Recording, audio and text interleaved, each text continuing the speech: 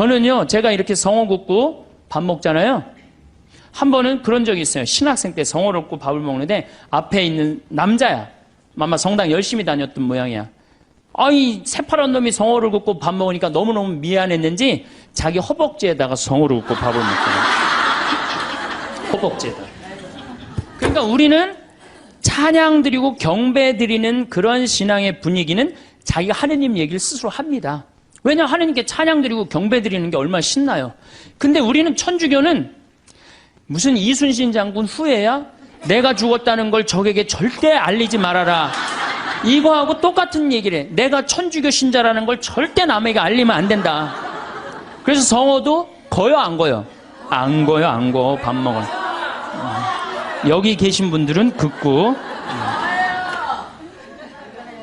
그래서 여러분들, 제가 또 어떤 교우가 나한테 와서 이 기가 막힌 얘기를 한 적이 있어요. 신부님, 우리 부장님이요, 내가 직장 생활을 10년 동안 같이 했는데 알고 봤더니 성당 다니는 거예요. 무지하게 열심히 하셔요, 우리 부장님이. 그러니까 10년 동안 다니면서도 성당 다닌다는 얘기를 안 한 거예요. 나의 죽음을 적에게 알리지 말라, 그렇게 말한 이순신 장군처럼 어떻게 내가 성당 다니는 거를 직원이 알면 안 되는 거야. 그러면서 그 아래 직원이 한다는 얘기가 있어. 천주교 신자 뭐가 틀려도 틀리다고. 내가 아무리 열심히 해도 그 성호도 안 굽고. 그게 무슨 신앙이에요. 신앙은 드러내는 거예요. 드러내는 게 곧 선교가 되는 거고. 근데 우리는 항상 오그라들어요. 항상. 예수님의 삶을 보면 늘 경배와 감사와 찬양이 기본입니다. 예수님도 산상설교 중 마태복음 8장에 보면은 너희의 착한 행실을 보고 하늘에 계신 너희 아버지를 찬양하게 하라. 그러니까 우리가 착한 일도 누구의 영광을 드러내기 위해서 착한 일을 하는 거야? 하느님의 영광을 드러내기 위해서 착한 일을, 심하다 싶을 정도로 예수님은 찬양에 중점을 두십니다. 마태복음 11장 25절, 아버지, 하늘과 땅의 주님, 지혜롭다는 자들과 슬기롭다는 자들에게는 이것을 감추시고 철부지들에게는 드러내 보이시니 아버지께 감사드립니다. 그러니까 예수님도 입만 열면 뭐야? 감사야. 입만 열면. 근데 우리는 입만 열면 뭘 그렇게 달라고 그래. 이미 다 주셨는데. 5,000명을 먹이실 때도 예수님은 찬미의 기도를 잊지 않으십니다. 마태복음 14장에 보면은 군중에게 풀밭에 자리를 잡으라고 지시하셨다. 그리고 빵 5개와 물고기 2마리를 손에 들고 하늘 우러러 찬미를 드리신 다음 빵을 떼어 제자들에게 주시니 제자들이 그것을 군중에게 나누어 주었다. 어떻게? 하늘을 우러러 찬미 드렸다고 그래. 여러분들 밥 먹을 때 우리 어떻게 해야 돼? 정말로 하느님 아버지, 이 밥 먹게 해주셔서 감사합니다. 지금 밥 못 먹는 사람이 지구에 30억이야, 30억. 근데 우리는 얼마나 감사하게 먹어요. 그런데 이렇게 감사한 밥 먹으면서 성호 굽고 먹어요? 바깥에 나가갖고 일반 식당에 나가서? 여기는 어느 학교야? 성가정, 영성, 성숙, 여기 학교 학생들은 내가 보니까 대단한 것 같아. 한국 천주교 첫 번째 교리책 천주교 요리 문답 320개 항목이 있어요. 옛날부터 성당 다니셨던 분들 뭐라 그래요? 첫 1조가 사람이 무엇을 위하여 세상에 낳느냐. 그럼 뭐라 그래? 천주를 알아? 공경하고 자기 영혼의 구원을 위하여 세상에 낳느니라. 그러니까 내가 성당 나오는 이유는 하느님을 공경하기 위해서 나오는 거예요. 내 평화를 얻기 위한 게 아니라 누구를 위해서 나오는 거야? 하느님께 경배드리기 위해서 성당 나오는 거지 내 평화를 얻기 위해서 나오는 거 아니야. 두 번째로는 내 영혼의 구원을 얻기 위한 거예요. 신부님, 이 성당 나와서 하느님한테 경배 드리려면 뭐하러 나옵니까? 이거 너무 하느님 중심 아닙니까? 이렇게 생각하는 유혹에 현대인들은 많이 빠져 있어요. 그렇죠? 하느님 뭘 공경하고 경배해. 내가 일단 행복해야 되는데 이런 유혹에 빠져 있어요. 근데 사실은 우리는 지금 은총 속에서 살고 있어요. 은총 속에서. 여러분들 공기가 만들어지는데 몇 년의 세월이 걸렸을 것 같아요? 40억 년의 세월이 걸렸어요. 40억 년 동안 우리가 마실 수 있는 공기가 여건이 조성되는데 몇 년이 걸려? 40억 년이 걸린 거예요. 그 40억 년 동안 정성 들여갖고 이렇게 공기가 온 지구에 가득 차고 난 다음에 생명이 아주 이 지구에서 꿈틀거렸거든요. 그러면 이 소중한 공기를 우리가 마시면서 돈 냅니까 안 됩니까? 공짜로 마시죠? 얼마나 감사해요. 얼마나 감사해요. 하늘에서 빈님 돈 1,000억 내면 내려줘요? 공짜로 내려주세요 안 내려주세요? 공짜로 내려주시잖아요. 얼마나 감사해. 햇빛, 만물을 키워내는 햇빛, 요즘 가을 햇빛 참 기가 막히게 좋죠. 막 우리 그 평창의 들판에 정말로 벼들이 막 있고 있어요. 그 햇빛 공짜로 내려주세요 안 내려주세요? 내려주시죠? 여러분들이 길 다니는데 공짜로 다니세요 안 다니세요? 땅 밟고 지나다니는데, 아니 지금 살아가는데 절대적으로 필요한 걸 이렇게 다 받고 있는데 우리가 그 하나님께 경배드리지 않는다면은 우리가 얼마나 욕심이 많은 거예요. 우리는 정말 하나님께 경배드리고 찬양 드려야 돼. 그런데 이게 점점 인간 중심의 세상이 되다 보니까 모든 게 인간 위주야. 하나님도 나중에 누구를 위해서 있어야 돼? 인간을 위해서 있어야 되고 나를 위해서 있어야 돼. 완전히 거꾸로 돼가는 판국이 이제 발생하는 거죠. 우리 인간이 받은 수많은 혜택에 대해서 감사와 찬양을 드리지 않는다면 지금 인간들이 저지르고 있는 전쟁, 폭력, 환경 재앙은 이건 계속 될 거예요.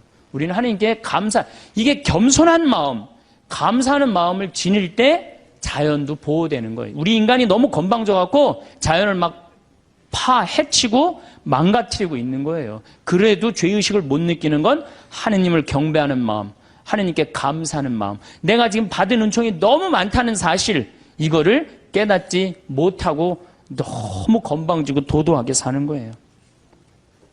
그런데 천주교 교우들이 하느님을 믿는 이유가 감사와 찬양을 드리기 위해 믿는 게 아니고 마음의 평화를 얻기 위해 믿는다면 결국 하느님도 내 마음의 평화를 위해서 있어 주어야 하는 존재로 전락하는 거예요. 그야말로 전락하는 거예요. 하느님이. 내가 하느님을 믿었는데 평화가 오기는커녕 가정에 분열이 일어나고 성당 다니는 삶이 자꾸 의무감으로 바뀌어요. 자꾸 의무감으로 바뀌어. 그래서 주일 미사도 이게 자꾸 걸려. 그냥 나가기 싫은데 억지로 나가는 경우가 있어요. 그렇죠? 여러분 그런 경우 많죠? 오늘은 너무 나가기 싫고 좀 집에서 쉬고 싶은데 주일 미사를 또 안 나가면 고해성사 봐야 되니까 이놈의 거. 그러니까 점점 평화가 깨지는 거지. 그리고 이 천주교는 내 마음의 평화를 얻기 위한 거니까 내가 하느님한테 뭘 감사드리고 찬양드리기보다는 어떻게 하느냐면 자꾸 달라고 그래요. 이걸 주시고 저걸 주시고 맨날 뭘 이렇게 달라고 그래. 뭘 달라고. 개신교 교우들은 모이면은요 심하다 싶을 정도로 하느님 얘기뿐이에요. 개신교. 그래서 그분들은 대종상 타면 제일 먼저 누구한테 감사드린다고 그래? 하나님한테 감사드린다고 그러죠. 그렇죠? 그리고 막 같이 메달 따고 그럼 다 같이 모여서 막 무릎 꿇고 기도해야 안 해요? 천주교 교우들 그런 거 봤어요? 나는 한 번도 들어본 적이 없어. 근데 이번에 김경화 선수가 탔고 동메달 따고 성호 거 때문에요. 특이한 천주교 교우예요. 방수현 선수 이후로 다시 탄생한 특이한 천주교 교우들이에요. 천주교회는 하느님을 믿는다면서도 하느님의 일은 뒤로 한 채 사람의 일만 더 걱정하는 경향이 굉장히 많아요. 여기 있는 분들 대부분이 하느님의 일 걱정하는 것보다 누구 일 더 걱정해요? 내 일. 여러분들 세계에서 선교사가 제일 많이 나가 있는 나라는 미국이에요. 모든 선교제 다 나가 있어요.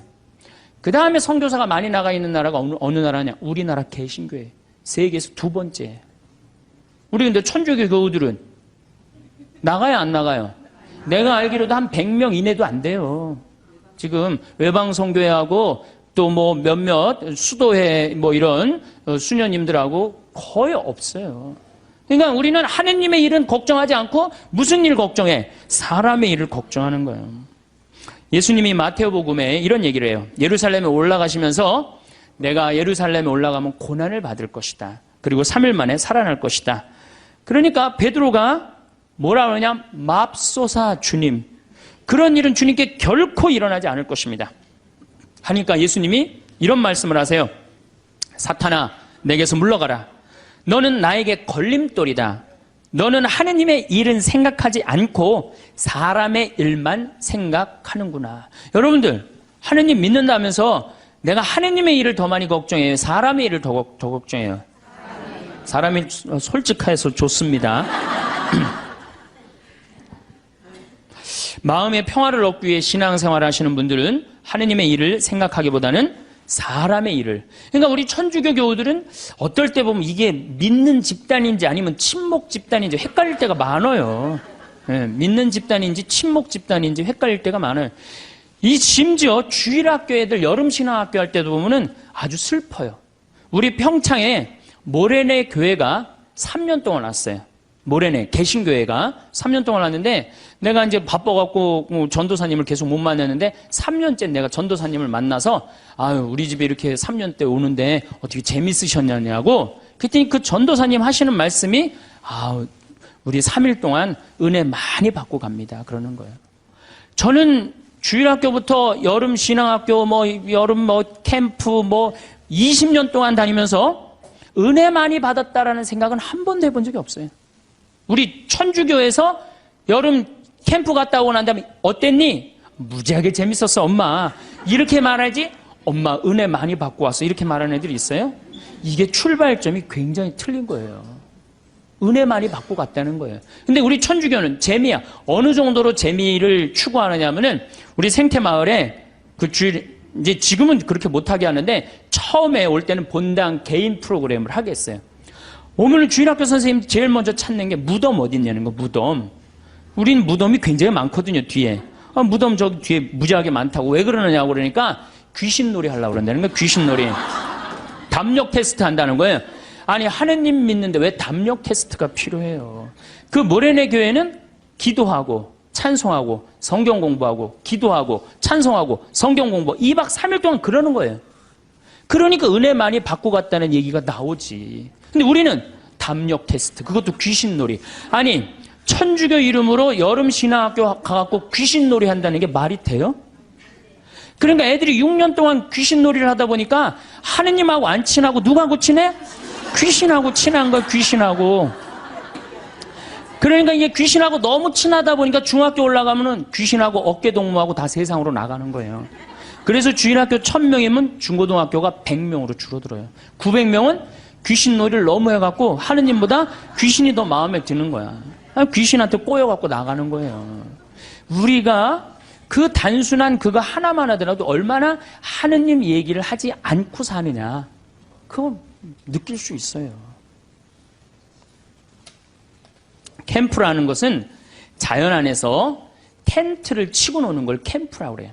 그런데 천주교의 여름에 가는 거 보세요. 신앙 캠프. 모든 단어를 캠프로 써요. 놀러 가겠다 이거예요. 신앙은 그냥 걸어 놓는 거고 진짜 목적은 뭐야? 놀겠다는 거예요. 놀겠다. 산간 신앙 학교 얼마나 좋아요. 근데 우린 꼭 캠프라고 그래. 우리 교구도 교구 홈페이지에 여름 캠프 이렇게 써 있어요. 그냥 놀자는 거지. 놀자는 거지. 내 마음에 평화만 있으면 돼. 성당 가갖고 하느님의 영광 이런 거 별로 중요하게 여기지 않는 거죠. 반대로 은혜 많이 받고 간다는 개신교는 감사, 찬양, 경배, 아멘, 할렐루야예요. 그래서 대부분 이 개신교 이렇게 제가 이렇게 방송 보면은 개신교 성도들은 기도할 때 어떻게 합니까? 손을 들고 눈을 하늘에 들고 해요. 그렇죠? 전부 다 손을 하늘을 향하잖아요. 천주교는 어디를 향하고 있어요? 땅바닥을 향하고 있어요. 평화방송 보면 천주교구들 다 어디 쳐다보고 있어? 땅바닥 쳐다보고 있는 거예요.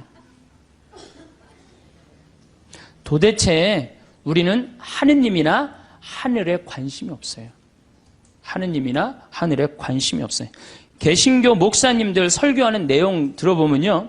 찬양, 영광, 감사, 알렐루야, 아멘이. 찬양에는 흥분과 기쁨이 있습니다. 그래서 목사님들 예배 드릴 때 보면은 하느님 아버지께 감사한다고 그러고 찬양 드리고 그러느냐고 흥분하잖아요. 막 어떻게 몸을 주체를 못하면서 흥분하는 목사님들도 있잖아요. 천주교 신부님들 평화방송에서 미사하는 거 한번 보세요.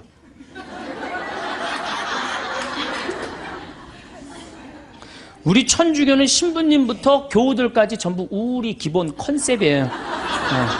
우리는 기쁘면 안 돼. 그래서 가톨릭 전례를 보면 전부 다 무거워요. 무겁고 우울하고. 찬양보다는 회개하고 반성하는 분위기가 훨씬 커요. 그래서 우리는 사순시기, 참회의 절, 대림시기, 봄판공, 가을판공, 십자가의 길, 양심성찰 이런 것만 해요. 그러니까 우리 분위기는 어두컴컴하고 우울한 분위기예요. 그래서 여러분들 미사가 끝나고 나서 성당문을 열고 나가면서 나 오늘 하나님께 정말로 경배드렸어. 나 오늘 하나님께 정말 영광드렸어. 오늘 미사 때 너무 큰 감사와 찬양, 영광드렸어. 그런 기분 드는 미사 있어요? 1년에 매일 미사 참여하면서도 그렇게 열심히 나가면서도 나 오늘 하느님 아버지께 영광 드리고 나와서 1시간 내내 하느님 아버지인데 찬양했어. 그런 기분 드는 교우들이 거의 없어요. 거의 없죠? 그러니까 우린 찬양을 안 하는 거예요. 아니 천주교 요리문답 1조가 뭐야? 사람이 무엇을 위하여 세상에 났느냐? 하느님을 공경하고 천주를 알아 공경하고 자기 영혼의 구원을 위하여 낳느니라. 이 두 가지가 우리가 성당 다니는 결정적인 이유예요. 성당, 마음의 평화를 얻기 위해서 마음의 평화는 성당 나오면 더 깨지게 돼 있어요. 내가 성당 나오는 결정적인 이유는 뭐야? 하느님께 경배하기 위해서 나오는 거예요. 경배하기 위해서. 또 나의 영혼의 구원을 위해서 나오는 거예요.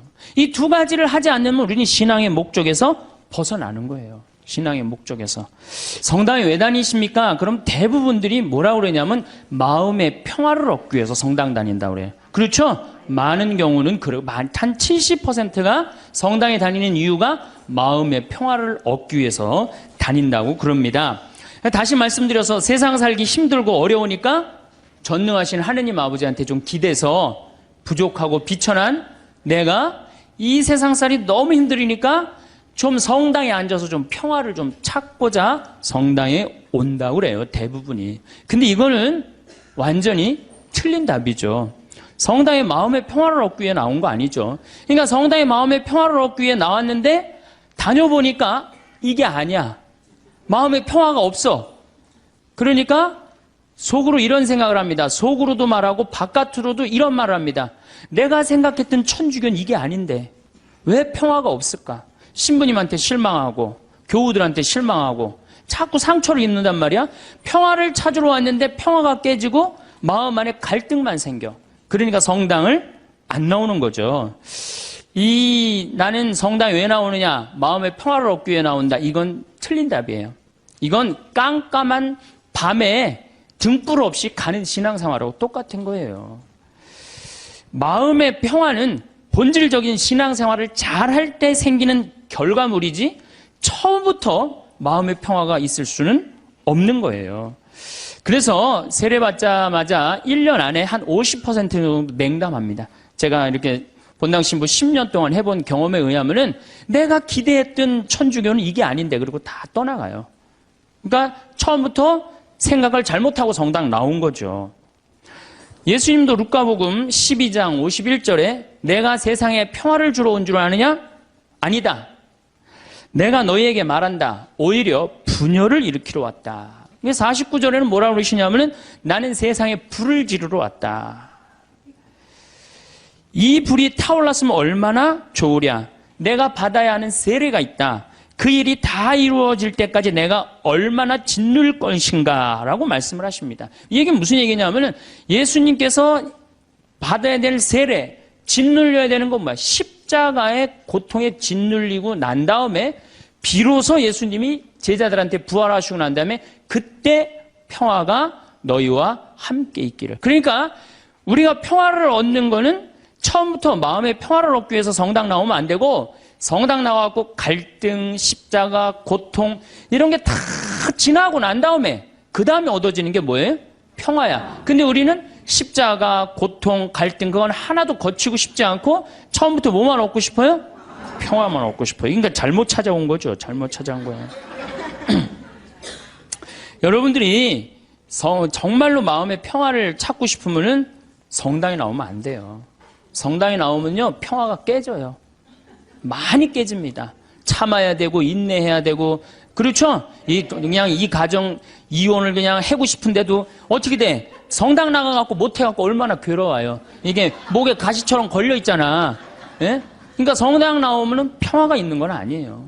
성당 나오면 예수님 말씀대로 분열, 불이 일어나지 평화가 이루어지는 것은 절대 아닙니다.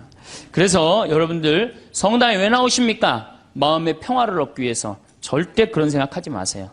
성당 열심히 다니면 다닐수록 평화는 깨진다. 내가 하나님한테 가까이 가고 싶으면 가고 싶은 만큼 내 마음의 평화는 깨지게 돼 있어요. 그러니까 여러분들 주위에서 입교시킬 때 성당 나와봐. 마음 무지하게 편하네. 성당이 얼마나 마음이 평화로운데 이렇게 선교하는 거는 절대 하면 안 돼요. 성당 나와봐. 정말로 죽을 만큼 힘들 거야. 그 세례를 다 겪고 난 다음에 예수님이 그 십자가의 고통을 겪고 난 다음에 평화가 생겼듯이 자매도 이 세상 모든 걸 버리고 하느님의 아들로 딸로 태어나는데 시간이 걸린다. 그 전까지는 평화가 없다. 그렇게 선교를 해야지. 이건 뭐 살살 꼬시는 것도 아니고 사기치는 것도 아니고 성당 나오면 평화로워. 평화롭긴 뭐가 평화로워요. 성당 나오면 안 나가던 주일도 나가야 되고 해야 되는 묵주기도도 해야 되고 얼마나 옛날에 막 승질 부리고 그랬는데 성당 다니면 참아야 되고 평화롭지 않아요. 예수님은 율법서에서 가장 큰 계명이 무엇이냐고 묻는 율법 교사에게 당연히 이렇게 말씀하십니다. 내 마음을 다하고 내 목숨을 다하고 내 정신을 다하여 주 너의 하느님을 사랑해야 한다. 이것이 가장 크고 첫째가는 계명이다. 그러니까 우리가 성당 나오는 이유가 뭐냐? 마음의 평화를 얻기 위해서? 아니라는 거예요. 그럼 마음의 평화를 얻기 위해서 성당 나오는 게 아니라 뭐하러 나오는 거예요? 하느님께 경배드리기 위해서 나오는 거예요. 왜? 하느님께 받은 은혜가 너무 많으니까. 얼마나 우리가 많은 은혜를 받았어요, 지금. 우리는 받은 은혜가 999가지야. 그 999가지를 정말로 감사드리고 찬양드리기도 바쁜데 못 받은 거 하나 달라고. 참, 그것도 하느님 부담스럽게 묵주기도 9일기도 해가면서 54회씩 매달려가면서 그냥 다 하려고 그러니 얼마나 정말 우리가 한심한 신앙생활을 합니까? 예수님은 죽음 바로 전에 당신 머리에 향유를 부은 여인의 행동을 칭찬하십니다. 어떤 여자가 매우 값진 향유가 된 옥합을 가지고 다가와 식탁에 앉아 계시는 그분 머리에 향유를 부었다.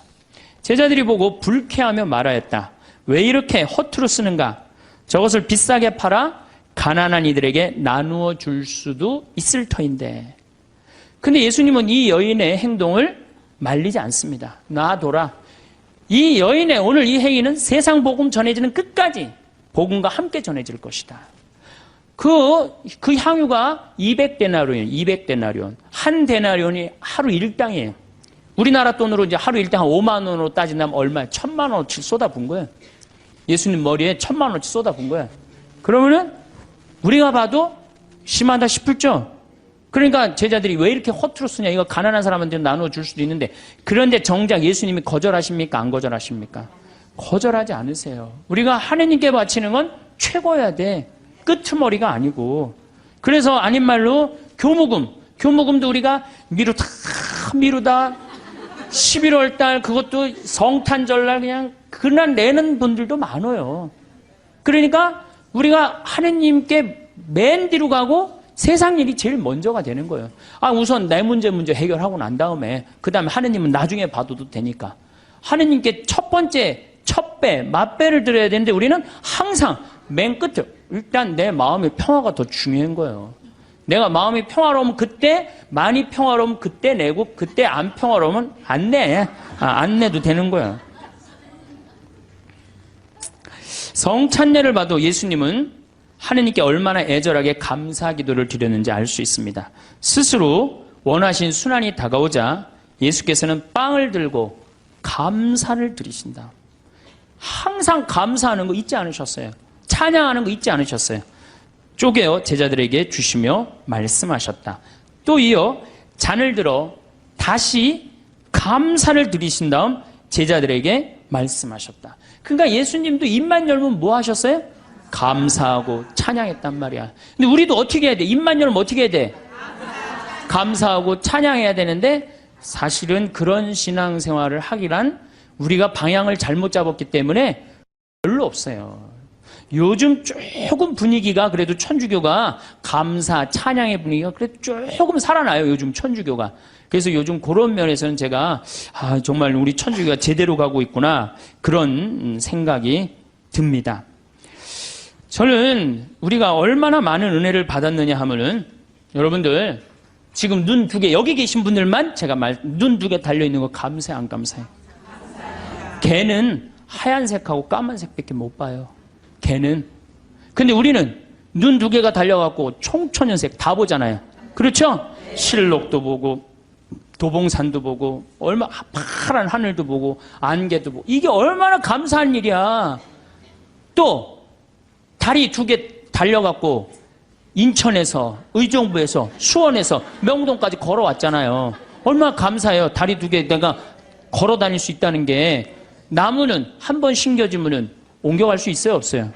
옮겨갈 수가 없어요. 근데 우리는 두 다리, 두 눈으로 온 데 다 다니고 얼마나 감사해. 뭘 또 더 바란다고 맨날 이렇게 달라고 그래요.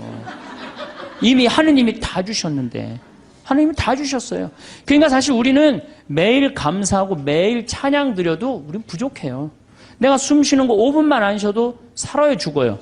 죽어요. 그런데 이 온 세상에 하느님의 기운이 꽉 차 있어. 하느님의 생명이 꽉 차 있어. 그걸 내가 지금 마시고 사는데 얼마나 은혜롭고 얼마나 감사해요.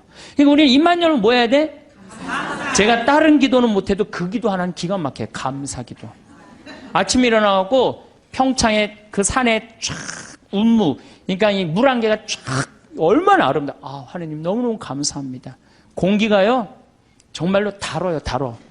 그냥 공기가 쫙 하면 하느님 너무너무 감사합니다. 또 밤에 어제도 밤에 빈님이 쫙 오시고 난 다음에 하늘이 맑아갖고 별이 딱 떴는데요. 얼마나 예쁜지 거기는 제가 이제 사무실에서 나는 토담집에서 사는데 토담집으로 내려올 때 내 다리도 안 보여. 깜깜해갖고. 내 다리도 안 보여요. 얼마나 깜깜한지. 근데 하늘의 별이 얼마나 영롱한지 몰라요. 요즘 목성이 얼마나 반짝반짝 거리는지 몰라요. 그 목성을 보고 얼마나 감사해요. 그러니까 저는 매일 감사해요. 그 기도 하나 내가 확실하게 해요. 그래서 저도 입만 열면 하루에 한 5번씩 감사하다 그래요. 감사합니다. 특별히 맛있는 거. 우리 밭에서 그냥 다 뜯어 먹거든요. 가지, 오이, 뭐 토마토, 상추, 치커리, 그 다음에 이제 무 나오면 또 그 먹으면 얼마나 맛있어요. 감사해요. 뭐 바랄 게 뭐 있어. 그냥 이렇게 삼시세끼 먹고 이 아름다운 데서 살면 됐지. 얼마나 감사해요. 그러니까 우리는 입만 열면 뭐 하면 돼? 감사하면 돼. 필요한 건 예수님이 뭐라 그래요? 아버지께서 너희들이 필요한 거 이미 다 알고 있는데 뭘 그렇게 말이 많으냐. 분명히 얘기했는데 우리는 그렇게 말이 많아. 천주교는 뭐 이렇게 달라고 막 그래요. 그래서 심지어 어떤 교우들은 나이 든 할머니들은 산에 오르다 보면은 선앙당 근처에 돌탑이 있으면 어떻게 해요? 거기다 하나 얹어놔요. 그리고 우리 손자 이번에 시험 잘 보게 해주십시오. 산에 이제 올라갔다 내려오는데 절을 지나가는데 지나가다가 부처님이 보이면 어떻게 해요? 또 왔다가 좀 찝찝하긴 하지만 내가 성당 다니니까 그래도 한번 절을 합니다. 부처님 우리 손자 이번에 시험 잘 보게 해주십시오. 성당에 왔는데 성당 마당에 성모님이 계셔. 그럼 그냥 넙죽 절하는 거지. 우리 손자 시험 잘 보게 해주십시오.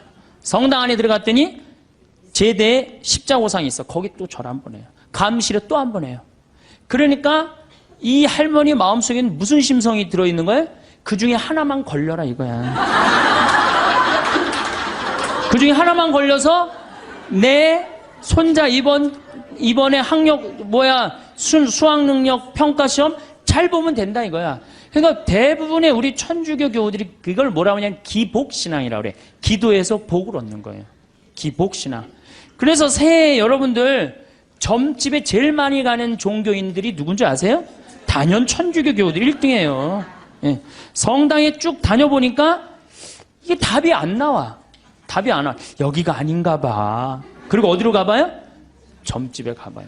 점집에 가봐갖고 점집에 가면 속 시원한 얘기 해주잖아요. 3대 죽은 처녀 귀신이 달라붙하고 이 집이 안 된다. 부족 하나 써줄 테니까 벽에 넣어놔라.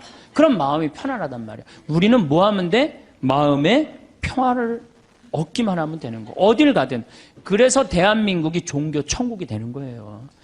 대한민국에 들어왔고 실패한 종교는 하나도 없습니다. 다 성공합니다. 왜? 우리나라 국민들 심성 자체가 뭐야? 이 현세를 너무 좋아해요. 현세에서 사는 걸 너무 좋아해요. 죽어 정승보다 살아 개가 낫다고 그런 말도 우리 하죠? 그러니까 우리 현실을 너무너무 좋아하는 거예요. 그러니까 우리 이제 곧 추석이 다가오는데 참 재미난 게 있어요. 제가 이렇게 외국을 다녀보거나 여러 군데 다녀보면요. 무덤이 다 동네 한가운데 있어요. 무덤이. 그래갖고 그냥 동네에 그냥 퇴근하는 길에 꽃 하나 갖다 놓고 출근하는 길에 인사 한번 하고 그런단 말이야. 근데 우리는 그냥 얼마나 멀리 갔다가 묻어놓는지 죽는 게 그렇게 싫은 거예요. 그래갖고 그냥 무지하게 멀리 갔다가 묻어놔. 그리고 그냥 그걸 1년에 전 국민이 똑같은 날 다 보러 간다고. 아니 죽는 날은 다 틀린데 왜 보러 가는 날은 다 똑같아. 그냥 추석하고 구정만 되면 그냥 막 이게 참 그만큼 우린 죽음을 싫어하는 거예요. 살아서 복 받으면 되는 거예요. 그러니까 우리는 내세 영원한 생명, 제가 이거 4번째 시간 때 이 강의를 할 건데 영원한 생명에 대한 간절한 소망이 없어요. 이 세상에서 어떻게 하면 돼? 행복하면 돼. 내 마음의 평화를 얻으면 돼. 성당에 왜 나오십니까? 마음의 평화를 얻기 위해. 나오지 마세요. 마음의 평화는요, 예수님이 언제 공식적으로 빌어줬느냐면 부활하시고 난 다음에 제자들에게 그때 예수님은 치를 것 다 치르고 그러고 난 다음에 너희에게 평화가 있기를. 여러분들도 진정한 마음의 평화는 뭐예요? 단계, 신앙의 단계, 성숙의 단계, 여기 보니까 성숙이라고 써놨는데 성숙의 단계를 다 거치고 난 다음에 어느 정도 경지에 오르고 난 다음에 그때서 흔들리지 않는 평화가 생기는 거예요. 그러니까 그 단계까지는 가야지. 가기도 전에 아무것도 없으면서 평화, 그러면 평화가 옵니까? 우리의 신앙이 감사의 신앙생활이 제일 우선이라는 표현을 우리는 매일매일 하고 있어요. 미사 때마다 우리는 감사라는 날을 무지하게 씁니다. 미사 때마다. 그런데 우리가 앵무새처럼 되뇌이기만 하기 때문에 그걸 잘 몰라요. 무성한 감사송이 있지만 오늘 내가 이제 평일이 이제 감사송이 6개가 있어요. 월, 화, 수, 목, 금, 토 이렇게. 그래갖고 제가 수요일 날 오늘 평일 미사 감사송 한번 해볼게요. 주님께서 여러분과 함께 마음을 드높이 우리 주 하느님께 감사합니다. 그럼 여러분 뭐라 그래요? 마땅하고 옳은 일입니다. 그러죠? 근데 정말로 그렇게 감사한 게 마땅하고 옳은 일로 했는지 그런 생각이 많이 들어요. 아니 그러니까 우리 천주교 교우들이 어느 정도냐면은 기도원도 여기도 다녀보고 저기도 다녀보고 하여튼 먹히는 데 한번 가봐요. 여기저기. 그래갖고 또 어떤 자매는 이렇게 소개하는 자매도 있어요. 그쪽 신부님한테 가봐. 그쪽 신부 용해대. 용한 신부님 찾아가는 거죠. 그러니까 우리가 어느 정도로, 그러니까 사실 하느님께 다가가는데 신부는 뭐예요? 그냥 중개자야, 중개자. 정말로 나는 누구를 만나면 돼? 하느님을 만나면 돼요. 근데 누가 용해다 그러고 절리 가보라 그러고 절리 가보라 그러고. 그러니까 우리 교우들이 그만큼 신앙생활을 하는데 잘못하고 있는 거죠. 잘못하고 있는 거죠. 우린 정말 하느님께 찬양드리기 위해서, 하느님께 감사드리기 위해서 여러분들 하느님 믿는 거예요. 다른 이유 하나도 없어요. 천주교 요리문답 1조가 뭐야? 사람이 무엇을 위하여 낳느냐? 천주를 알아 공경하고 자기 구원을 위하여 낳느니라. 저는 그건 맞는 얘기 같아요. 그 다음 얘기는 더 기가 막혀요. 거룩하신 신부가 이제 혼자 하는 거야. 거룩하신 아버지, 전능하시고 영원하신 주 하느님, 언제나 어디서나 아버지께 감사함이. 언제나 어디서나 아버지께 감사함이. 그럼 나오죠? 참으로 마땅하고 옳은 일이며 저희 도리요 구원의 길이옵니다. 기가 막힌 기도문을 우리가 매일 외우고 있어요. 매일 마땅하고 옳은 일이라고 맨날 그래. 마땅하고 옳은 일이라고 뭐 하는 게? 감사드리는 게, 찬양 드리는 게, 그리고 그게 내 구원의 길이라고 얘기를 해요. 기가 막힌 기도문을 하면서도 이게 뭐 무슨 얘기를 하는 건지 그냥 딴 생각하고 앉아 있는 거죠. 그 시간 뭐 감사송이 오늘 뭔지 무슨 내용을 신부님이 했는지 그것도 모르는 경우도 참 많아요. 아버지께서는 사랑하시는 아드님을 통하여 인류를 창조하셨듯이 또한 인자로이 인류를 구원하셨나이다. 그러므로 창조된 만물이 마땅히 주님을 섬기고요. 굉장히 중요한 얘기예요. 창조된 만물이 마땅히 주님을 섬긴다는 거예요. 우린 창조됐어요? 안 됐어요? 우린 창조됐어요. 그러니까 당연히 어떻게 해야 돼? 주님을 찬미하고 하느님을 주인으로 모시고 살아야 돼요. 그런데 제가 가만히 이렇게 생각해 보니까 하느님하고 우리하고 입장이 바뀌었어. 누가 종이냐 하면 하느님이 종이고 누가 주인이 돼? 내가 주인이야. 왜 이렇게 시키는 게 많아? 이거 해주시고 저거 해주시고. 내가 기도를 하면서 하느님의 뜻을 들어야 되는데 누가 내 뜻을 들어야 돼? 하느님이 내 뜻을 들어야 돼. 헌금이나 많이 하면서 또 시키면 몰라. 딸랑 1,000원 해갖고 그냥 300원어치는 우리 아이 이번에 시험 잘 보게 해주시고 300원어치는 우리 아파트값 뛰게 해주고 나머지 400원어치는 우리 남편 절대 직장에서 안 떨어지게 해주시옵소서 하고 1,000원 딱 낸단 말이야. 아니 많이 하면서 시키면 또 다행인데 딸랑 1,000원 내면서 왜 이렇게 시키는 게 많아요. 그러니까 하느님하고 나하고 입장이 바뀐 거예요. 그리고 이제 하느님이 안 들어주면 열받아요, 열 안 받아요? 열받아. 아니, 하느님이 정말 있는 거야? 없는 거야? 왜 이렇게 내 청을 안 들어줘? 내가 9일 기도까지 했구만. 54일 동안이나 했는데 왜 안 들어줘? 여기가 아닌가 봐. 천군보살한테 한번 가봐야 되겠다. 천군보살한테 가봐. 거기 가서 또 안 되면 또 어떻게 해요? 또 성당에 나타나. 그래서 성당에 주기적으로 나타나는 사람들이 있어요. 주기적으로. 지속적으로 나타나야 되는데 주기적으로 나타나요. 주기적으로.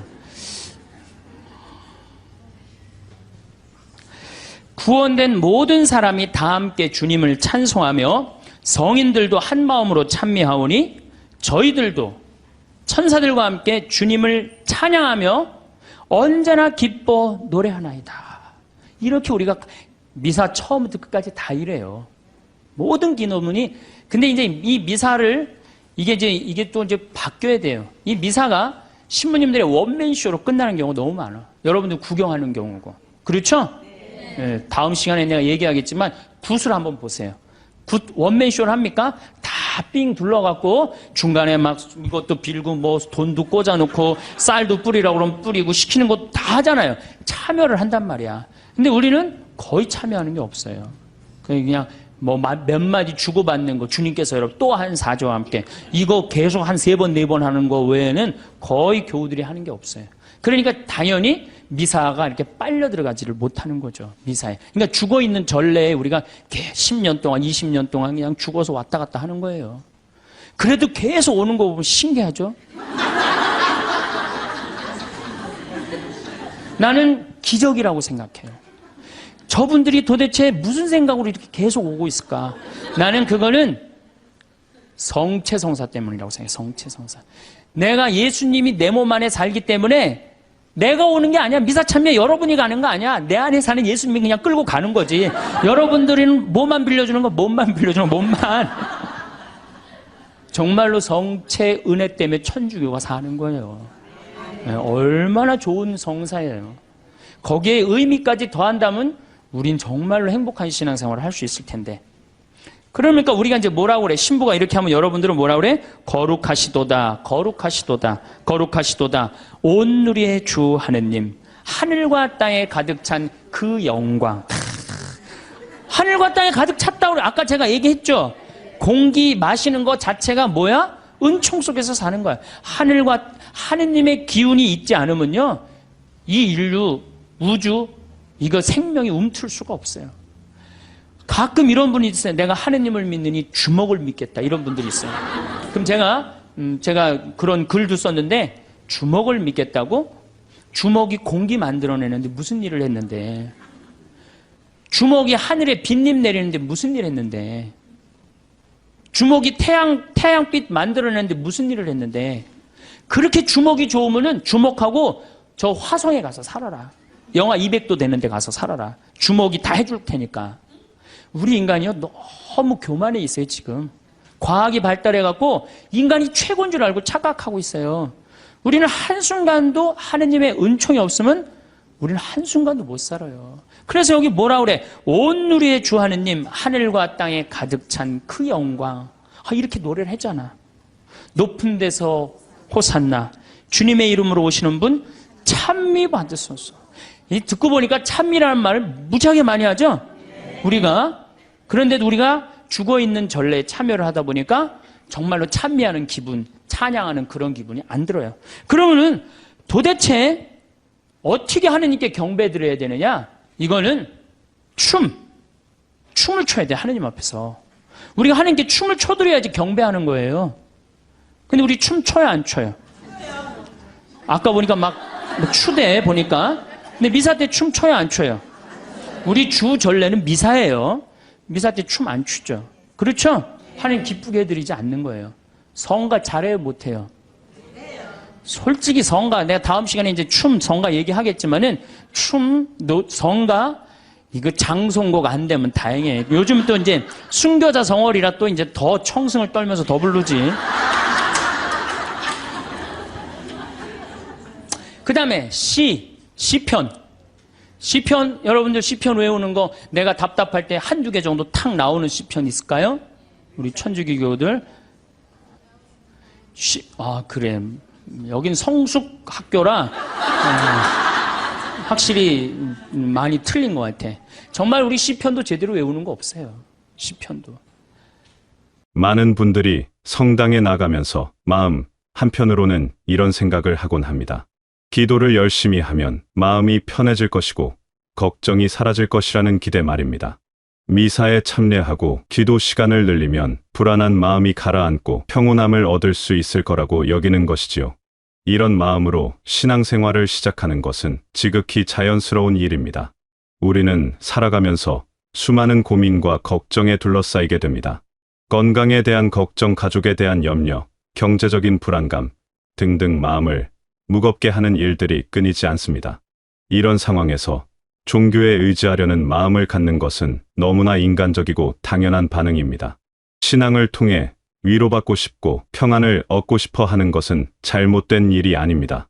하지만 이런 접근법만으로 신앙생활을 한다면 어딘가 아쉬운 부분이 있습니다. 마치 약국에서 약을 사듯이 신앙을 대하는 것과 같기 때문입니다. 마음의 병이 있으니 뒤돌아는 약을 먹어서 낫게 하자는 식의 생각 말입니다. 물론 기도가 우리에게 위안을 주는 것은 분명한 사실입니다. 그러나 이것만이 신앙의 전부는 아닙니다. 오히려 이런 관점으로만 신앙을 바라보면 진정한 신앙의 깊이와 아름다움을 놓치게 될 수 있습니다. 생각해보면 이런 접근법에는 어떤 한계가 있습니다. 우리가 원하는 평화가 오지 않으면 실망하게 되고 기도해도 상황이 나아지지 않으면 신앙 자체를 의심하게 되기도 합니다. 마치 효과가 없는 약에 대해 실망하는 것처럼 말입니다. 이런 경험을 하신 분들이 적지 않을 것입니다. 그렇다면 신앙의 참된 의미는 무엇일까요? 황창현 신부님은 명확하게 답해 주셨습니다. 신앙의 본질은 하느님께 감사하고 그분을 찬양하며 경배를 드리는 데 있다는 것입니다. 이는 우리가 무언가를 얻기 위해서가 아니라 이미 받은 은총에 대해 감사를 표현하는 것입니다. 생각해보면 우리는 이미 너무나 많은 것들을 받고 살아가고 있습니다. 매일 아침 눈을 뜰 수 있다는 것 자체가 놀라운 은총입니다. 숨을 쉴 수 있고 걸을 수 있으며 사랑하는 사람들과 함께 시간을 보낼 수 있다는 것도 모두 당연한 것이 아닙니다. 이런 일상의 작은 기적들을 인식할 때 비로소 진정한 감사의 마음이 생겨나는 것입니다. 하느님을 찬양한다는 것은 거창한 일이 아닙니다. 오히려 매우 단순하고 자연스러운 일입니다. 봄에 피어나는 꽃을 보며 창조주의 솜씨에 감탄하고 가을 하늘의 높고 푸름을 바라보며 마음속으로 고마워하는 것도 찬양입니다. 건강한 하루를 보내고 저녁에 잠자리에 들며 하루를 지켜주심에 감사드리는 것도 경배의 한 형태입니다. 이런 마음으로 살아갈 때 신기한 일이 일어납니다. 마음의 평화가 저절로 찾아오는 것입니다. 그것은 우리가 평화를 구해서가 아니라 감사와 찬양의 마음이 자연스럽게 가져다주는 선물인 것입니다. 우리 일상 속에는 수많은 은총이 숨어 있습니다. 아침에 일어나 따뜻한 물로 세수를 할 수 있다는 것부터 시작해서 맛있는 식사를 할 수 있고 편안한 잠자리가 있다는 것까지 모든 것이 은총입니다. 그런데 우리는 이런 것들을 너무 당연하게 여기며 살아갑니다. 어떤 철학자는 말했습니다. 물고기가 물의 소중함을 모르는 것처럼 우리도 공기의 고마움을 잊고 산다고 말입니다. 이는 우리가 받고 있는 수많은 은총에 대해서도 마찬가지입니다. 너무 자연스럽게 주어지는 것들이라서 오히려 그 소중함을 깨닫지 못하는 것입니다. 마치 숨쉬는 것이 당연해서 공기의 고마움을 잊듯이 건강한 것이 당연해서 건강의 소중함을 놓치는 것과 같습니다. 날씨가 좋은 날 산책을 나가보세요. 나무들이 자라나고 새들이 지저귀는 모습을 보면서 이 모든 것이 저절로 이루어진 것이 아니라는 것을 느낄 수 있습니다. 작은 풀 한 포기도 햇빛과 물과 흙이 만나서 이루어진 작품입니다. 이런 자연의 조화로움을 바라보며 창조주에 대한 감사의 마음을 갖는 것이 은총을 발견하는 첫걸음입니다. 길가의 작은 꽃도 자세히 들여다보면 놀라운 정교함을 발견할 수 있습니다. 꽃잎의 색깔과 모양, 향기와 질감, 모든 것이 완벽한 조화를 이루고 있습니다. 이런 아름다움이 우연히 생겨난 것이라고 보기는 어렵습니다. 분명히 어떤 큰 의도와 사랑이 담겨 있는 것입니다. 집에서 키우는 작은 화분도 마찬가지입니다. 물을 주고 햇빛을 쐬어주면 새싹이 돋고 꽃이 피는 모습을 보면서 생명의 신비로움을 느낄 수 있습니다.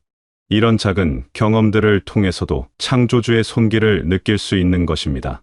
또한 우리가 지금까지 살아온 삶 자체도 큰 은총입니다. 좋은 일도 있었고 힘든 일도 있었지만 그 모든 것이 지금의 우리를 만들어준 소중한 경험들입니다. 어려운 시기를 지나면서 얻게 된 지혜와 인내심도 은총이고 기쁜 순간들을 통해 느꼈던 행복과 감동도 모두 은총입니다. 젊은 시절의 열정과 도전 정신도 은총이었고 중년의 책임감과 안정감도 은총이었습니다.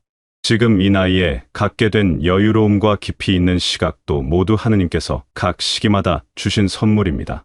각각의 인생 단계마다 그 시기에 맞는 특별한 은총들이 있었던 것입니다. 가족과 함께 보내는 시간, 친구들과 나누는 대화, 이웃과 주고받는 따뜻한 인사, 모든 것이 하느님께서 우리에게 주신 선물입니다. 가족들의 건강한 모습을 보는 것, 오랜 친구와 안부를 나누는 것, 길에서 만나는 사람들과 주고받는 미소, 이런 일상의 작은 순간들이 모두 은총입니다. 심지어 우리가 겪는 어려움조차도 다른 관점에서 보면 은총이 될 수 있습니다. 힘든 상황을 통해 더 깊은 인내심을 배우고 다른 사람의 아픔을 이해할 수 있게 되는 것도 하나의 은총입니다. 모든 일에는 하느님의 섭리가 담겨 있다고 믿고 바라보면 감사할 거리가 훨씬 많아집니다. 이런 관점으로 일상을 바라보면 감사할 일이 얼마나 많은지 새삼 깨닫게 됩니다. 아침에 일어나는 것부터 밤에 잠드는 것까지 하루 종일 은총의 연속인 것을 발견하게 됩니다. 감사의 마음으로 살아가기 시작하면 놀라운 변화가 일어납니다. 무엇보다 마음이 가벼워집니다. 부족한 것에 집중하던 시선이 이미 가진 것들의 소중함으로 옮겨가면서 자연스럽게 만족감이 생겨나는 것입니다. 마치 반쯤 찬 컵을 보고 반이 비었다고 아쉬워하던 마음에서 반이나 차 있다고 기뻐하는 마음으로 바뀌는 것과 같습니다. 이런 변화는 우리의 전체적인 삶의 태도를 바꿔놓습니다.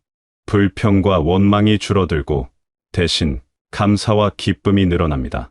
같은 상황이라도 다르게 받아들이게 되고 작은 좋은 일들도 더 크게 느끼게 됩니다. 예를 들어 비가 오는 날에도 식물들이 물을 먹고 자라날 것을 생각하며 고마워할 수 있게 됩니다. 감사는 또한 우리의 관계도 바꿔놓습니다. 다른 사람들을 대할 때도 그들이 우리에게 주는 작은 도움과 배려에 더 민감해집니다. 상점에서 친절하게 응대해주는 점원에게도 고마움을 느끼고 버스 기사가 안전하게 운전해주는 것에도 감사하게 됩니다. 이런 마음가짐은 우리 주변 사람들에게도 긍정적인 영향을 미칩니다. 감사하는 사람 주변에는 자연스럽게 좋은 기운이 흐릅니다. 고마워할 줄 아는 사람에게는 더 도와주고 싶어 하는 것이 인간의 마음입니다. 그래서 감사하는 사람은 더 많은 도움과 사랑을 받게 되고 이것이 또 다른 감사의 이유가 되는 선순환이 만들어집니다. 찬양의 마음도 우리를 변화시킵니다. 하느님의 창조물들의 아름다움을 인정하고 감탄하는 마음은 우리의 감수성을 풍부하게 만들어줍니다. 똑같은 풍경을 보아도 더 깊이 느끼고 더 많은 감동을 받게 됩니다. 일상의 작은 순간들도 특별하게 여겨집니다. 석양이 지는 모습을 보면서 하루를 아름답게 마무리해 주시는 하느님께 감사하고 밤하늘의 별들을 보며 우주의 광대함 앞에서 겸손해지는 마음을 갖게 됩니다. 이런 경험들이 쌓이면서 우리의 내면이 더욱 풍성해지고 깊어집니다. 이렇게 감사와 찬양의 마음으로 살아가다 보면 어느 순간 마음의 평화가 찾아옵니다. 그런데 이 평화는 우리가 애써 구한 것이 아니라 감사하는 마음이 가져다준 자연스러운 결과입니다. 마치 꽃이 향기를 풍기듯이 감사하는 마음에서 평화가 우러나오는 것입니다. 이런 평화는 세상의 어려움이 사라져서 오는 것이 아닙니다. 오히려 어려움 속에서도 하느님의 은총을 발견할 수 있는 눈이 생겼기 때문에 오는 평화입니다. 그래서 이 평화는 더욱 깊고 지속적입니다. 외부 상황에 좌우되지 않는 내면에서 우러나오는 진정한 평화인 것입니다. 그렇다면 일상에서 감사와 찬양을 어떻게 실천할 수 있을까요? 먼저 작은 것부터 시작해보는 것이 좋습니다. 아침에 일어나면서 새로운 하루를 주셨음에 감사하는 마음을 갖는 것부터 시작할 수 있습니다. 침대에서 일어나기 전에 잠시 시간을 내어 어젯밤 편안하게 잠들 수 있었음에 감사하고 새로운 하루를 맞이할 수 있음에 감사하는 마음을 갖는 것입니다.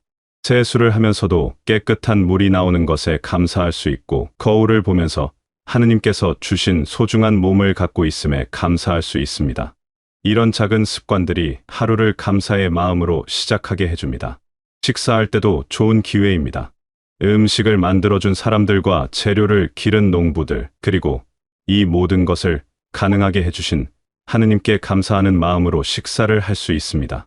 한 입 한 입 먹을 때마다 이 모든 과정이 얼마나 많은 사람들의 수고와 자연의 은혜가 모여서 이루어진 것인지 생각해 보는 것입니다. 이런 마음으로 먹는 밥은 훨씬 더 맛있고 든든합니다. 밥상 앞에 앉아서 잠깐이라도 묵상하는 시간을 갖는 것도 좋습니다.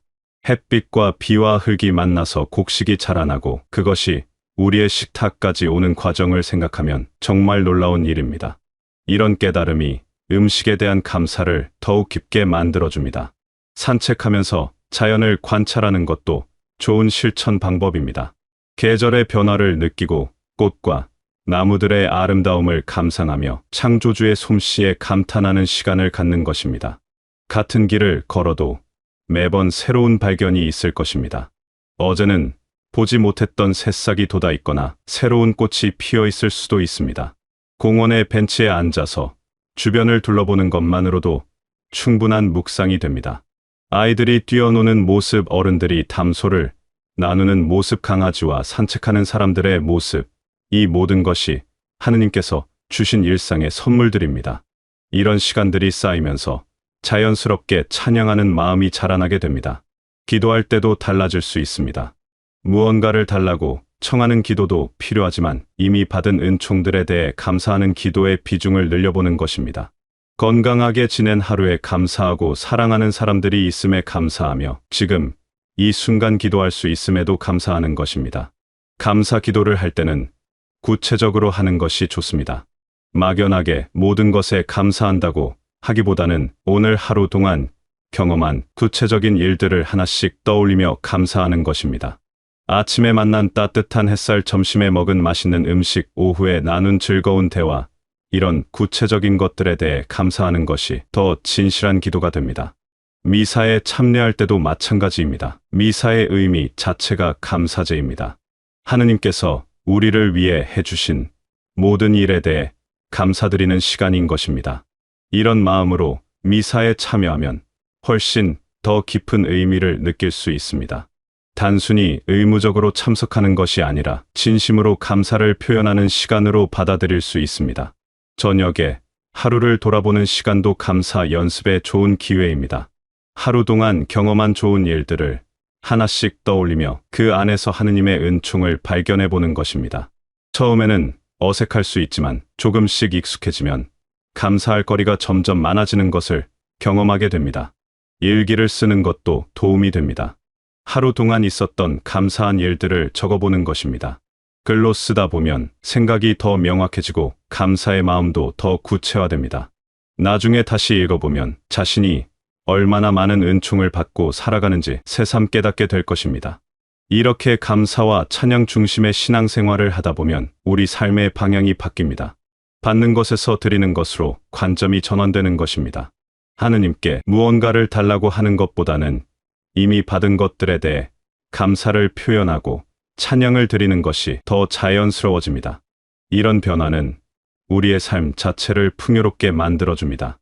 같은 상황이라도 다르게 느끼게 되고 작은 일상의 순간들도 소중하게 여기게 됩니다.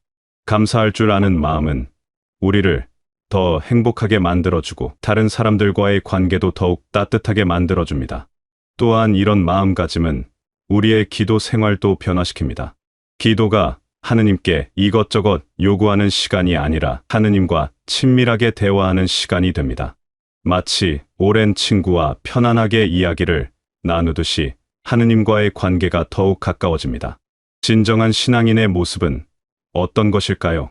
그것은 어려운 상황에서도 하느님의 은총을 발견할 수 있는 눈을 가진 사람, 일상의 작은 순간들에서도 감사할 거리를 찾는 사람, 그리고 자신이 받은 사랑과 은총을 다른 사람들과 나누려고 하는 사람일 것입니다. 이런 삶을 살아가는 것은 쉽지 않을 수도 있습니다. 때로는 감사하기 어려운 상황들이 닥칠 수도 있고 찬양할 마음이 생기지 않는 날들도 있을 것입니다.